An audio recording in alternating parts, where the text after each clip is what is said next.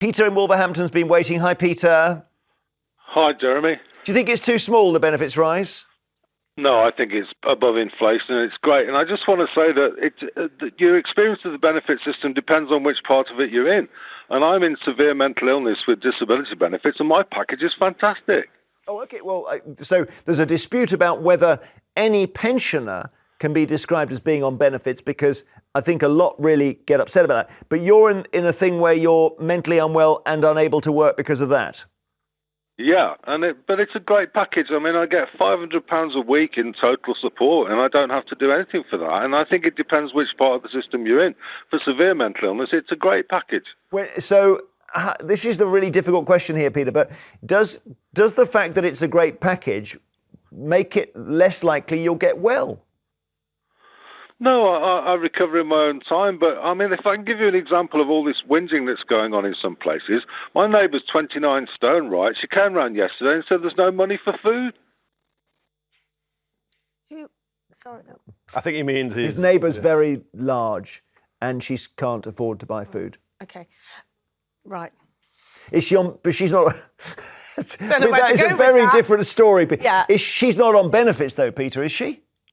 Yes, she is. She's on the same as me, but I mean, but it's people just want more and more all the time. You could give them another £600 a week, and they'd still be whinging. But Peter, I do agree with the caller that we had before. She's trying to work, okay, and every time she earns a penny above the threshold, the government take 50 or something % off. I think that's unfair. But this is This is an amazing moment. I've never, ever heard anybody on benefits before ring up and say, I've got loads of money. Peter, can you just tell us a bit, how long you work, what you did, what you suffer from, and what £500 a month is £125 a week. How do you live on that? If you've got food, gas, do you go out? £500 a week? No, £125 a week, yeah. Go on. I was a university lecturer. I retired through bipolar illness, and I've been on a benefits package of £500 a week ever since for the last 15 years. And I've just had £1,500 from Jeremy Hunt last year in support, and another above inflation increase. So in my part of the system, it's great. Yeah. Wow. So you're on 500 times, so 25 grand. 26 grand a year. Yeah. Sorry, I thought you said £500 a month. If you have £500 a week, I can see a week. A week. And presumably. You actually must pay tax on that, don't you? No, because the housing benefits part of that, so it keeps it below tax. Wow. There we are. This is a really lovely and honest call in the sense that somebody is being really honest. Also, bipolar is a serious thing. Yeah, and when we hear people talking about the benefit system, we're always talking about, it's unfair. And actually, you're talking to somebody who's on it saying, I can live on this, this is fine. Well, but it's different people in different systems. So £311.68 per month for a single person under 25, I would say that's an incentive for you not to be on a benefit, go out and work. But if you've got mental health issues and disabilities, you need the support. And you listen, no one on this earth wants to be mentally unwell for 15 years. That's torture. So good luck getting yourself well, Peter. Thank you so much. Joe in Sheffield, hi. Hello, good morning all. Hey, Joe. I'm half kind of reiterating in a way what very small part of what Peter's just said. I was an English teacher for 15 years and due to mental health problems, quite major, had to stop. But I certainly don't get £500 a week.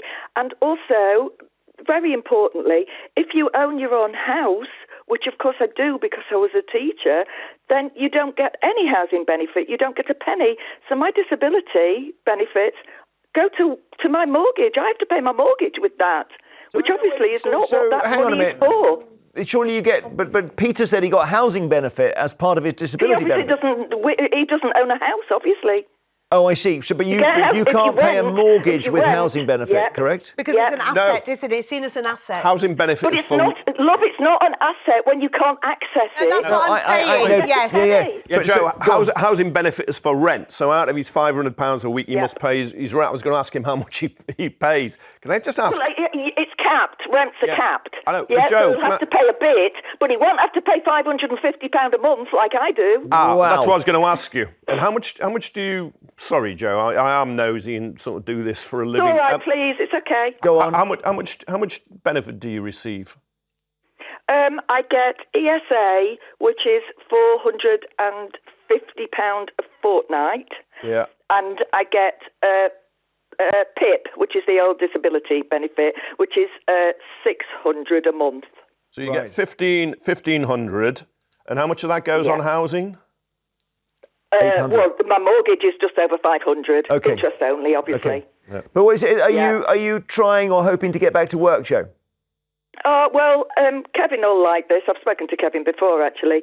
I have actually just volunteered for two different things. One, I've just joined the Labour Party, and I'm going to be helping with the local election, kind of door to door. I'm shadowing the local councillor in my area, and also I'm volunteering both at the DWP, believe it or not, to help people actually fill in forms, because I've got an English degree and my own experiences, and I'm trying so desperately hard, but it's so difficult. All these stupid glib comments are made about people trying to get people back to work. I desperately want to get back to work, but if people are waiting for an operation and they're on NHS waiting lists, etc., and they're in chronic pain, I know. And Joe, then thank you. also, if they're also waiting for mental health support and there's nothing, how do they get back to I work? understand. Thank you, Joe, so much. Dave in Lancashire, hi.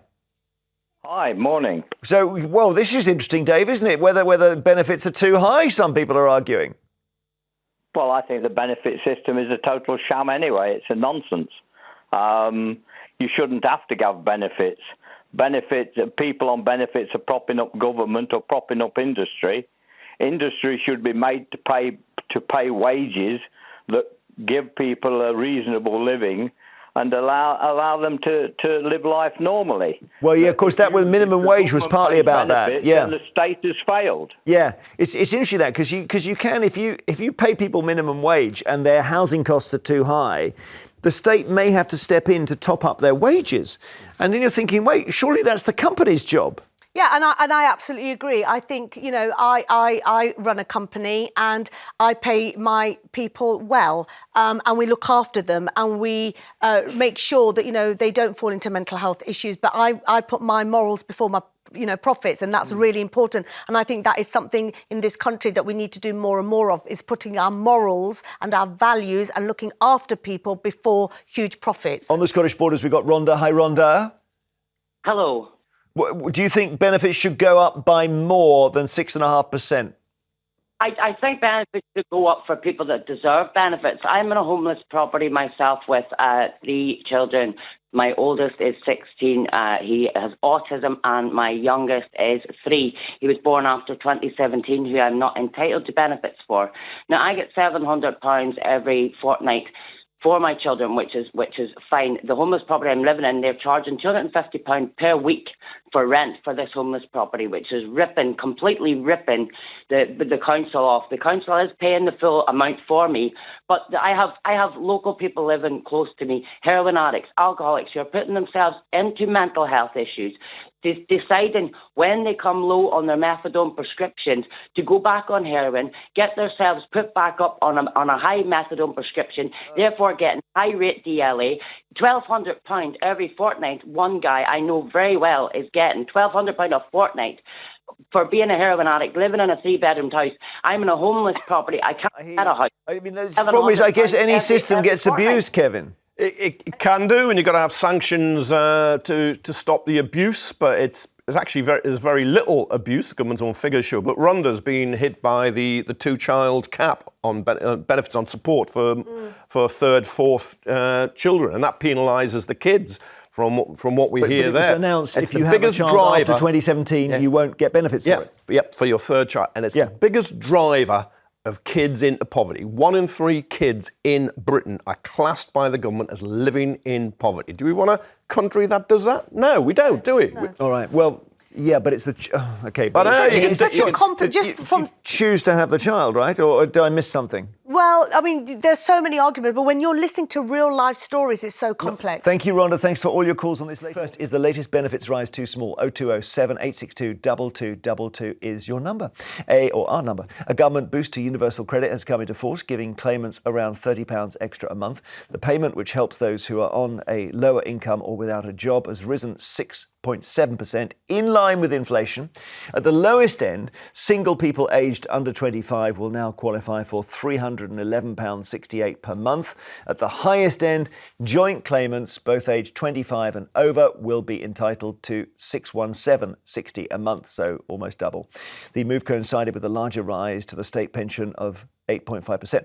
Is that fair that you give pensioners 8.5, Kevin, and people on benefits less? No, and I'm not saying reduce what we give pensioners. The pension's gone up to about £220 a week, which is hardly a large amount, and you've had to pay national insurance 35 years to get that. But the benefit system is incredibly mean. It keeps people on or below the breadline, and you're not going to change it overnight, but I think by increasing it the same level you increase pensions, we will begin to get a much fairer and better society. And a lot of the people who claim benefits are in work. They qualify, they're in work, but they're low paid. They get universal credit and other support. So now I think it's mean. I think it's mean. Saira? Look, the benefit system isn't there, I don't think, personally, as an incentive. We do have generations in part of our country where people have been living on benefits, OK? And that is not the right message, I don't think, for our country. I mean, I'm going to make this claim, but I would like to live in this country where we don't need, only the people that really need it are on benefits, and the rest of us, hopefully, we're going out to work. That's what we're supposed to be in now. But I think leaving people to languish on benefits is just not levelling up, and it's a waste of money and it's a waste of human potential. So you and would I've got some facts here. Oh, go on. We're talking about long-term sickness here. 4,000 people are being signed off every day for long-term sickness. Okay, we've also got mental health. Sorry, that was for mental health issues. 4,000 people. A lot of them young. And people. And that's in a workforce of 30-odd million, just to keep it in perspective. But the thing is, it's going to get worse, okay? And it's going to get worse and worse if we don't really start looking at what we need to do to help people to get back in work. I think if you're on benefits, this is me, I think if you're on benefits, I understand people need to up their income because the cost of living crisis is horrendous. But I also think that you need to also do voluntary work and be an active member of society if you are claiming benefits and you are out of work. OK, what about that, Kevin? Or maybe make it time expired, so you have benefits for a year and then they lapse. A lot of them are means tested, so you go on to lower rates. I think it's normally 6 months in the system now, for instance, if you lose your job. But I'm all for engaging people. If you can work, you do work. You help people, whether you have physical problems, mental health problems, you get people into work. But when people are not out of work, or they're sick, or they're disabled, I don't believe that we should turn them into paupers. And they are the people. That's why the welfare system was set up to help people. But hang on, you've raised the mental illness issue, and there seems to be now an epidemic of mental illness among the young. Yeah, I think they're more aware of it. Before, if you suffered problems, you were told just to get on with it, and people suffered in silence. I think they won't do that. I kind of admire young people. I don't admire it at all. I'm sitting here. But you have to tackle it as a society. But we have to tackle it. But you do not tackle it by making people incredibly poor. No, you don't. But you don't also give it an incentive. You don't want wide inequalities. It shouldn't be an incentive either to stay on benefits. Exactly, it's not. How? It's not very much. Exactly. You can see the figures. 75 quid a week is not an incentive. But we still have a lot of people sitting on there. I'm sitting here as a 54-year-old working mum. I've got herniated disc. I can't tell you the pain that I am in. Do you know why I get up to work? First, because I have to support a family, for my mental health, in order for me to come out and meet people and to be an active member of society. So those values are so important to me. No, I will not. Because what I am suffering with, actually, the doctors have said to me, sitting down and doing nothing is the worst thing. So you have to walk, you have to get out, you have to use your brain. You would not want to be signed off when sick pay, I think, is 115 quid a week, and that you don't get it for 5 days if you're at work and you're signed off. But people are being signed off. People don't. Those 4,000. 1 in 4 Britons are living on out of work benefits. 1 in 4. 1 in 4? Yeah, 1 in 4 Brits are living on out-of-work benefits. Of working age? Well, in other words, there will be benefits that they will be drawing while working as well. I think there's 1 in 4 not working, but that includes people who've retired early to live on their that pension through pots, pensions, which you maybe? can I I can't, access yeah, I mean, now. yeah. All right, Mandy in London, hi. Hi. Do you think they're right to raise the benefits by this amount? They need to raise the benefits full stop. Can I just let you guys know, I've recently gone onto Universal Credit. I'm a single person that's used to working and bringing in good money. I'm in between contracts. There's nothing I can do. I've gone on Universal Credit. They're giving me total entitlements before deductions, 963.76. My housing element is 594.99 pence. Okay, my rent is £850. Because I got paid out holiday money, they took off the earnings of £368. I was given £735.77 to live on from the month. My rent is £850. Yeah, I see. So your rent, your housing, the housing part of your universal credit doesn't cover your rent. And when you pay your rent, you've got nothing left. Nothing. I'm in minus. That's before food, council tax, utility bill. I'm S, mate. So what are you racking up debt now? Of course I'm racking up debt. I can't even feed myself. Well, maybe that's the reality, Saira. But sorry, can I ask you what?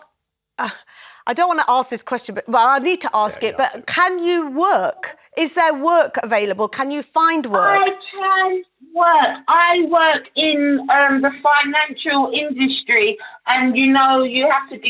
When you're if there's a budget. Anything that happens, if there's a war, the contractors get ousted out, and then you're out of work. There's nothing I can do. If I try and apply for ASDA, I'm too qualified. Everything I have to do is online. Even if I get accepted for a role today, I've got to wait 3 to 4 weeks onboarding.